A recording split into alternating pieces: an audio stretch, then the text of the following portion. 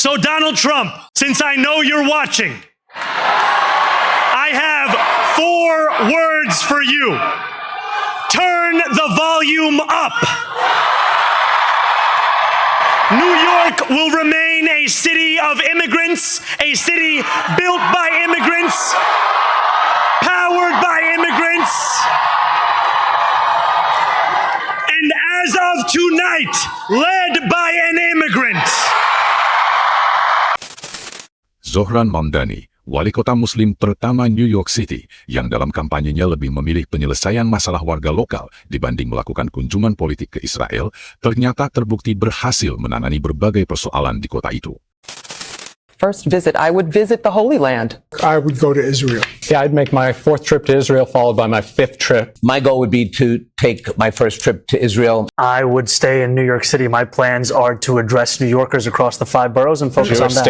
And his answer was no, he won't visit Israel. What Mamdani has done in a short amount of time is beyond impressive.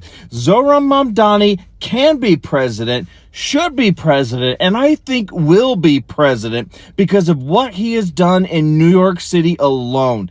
Mayor Mamdani just released his executive budget, and he just did something that politicians have been telling us for decades was impossible. He inherited a $12 billion deficit, bigger than anything since the Great Recession, and he closed it to zero. No property tax increases, no cuts to services. They bring it up and go through all the candidates. They go, he hasn't even pledged to go visit Israel. Well, they were all and saying like, that was the first thing that they would do once they became mayors. Go to Israel. We'll go to Israel. They all said that, and he said, "I'm going to stay here." Because I'll stay here in New York. Care of New York he goes, City. "I'll talk to Jewish people who are right here in New York City. I don't need to go to Israel." And then the funniest thing, that to might me, have won him.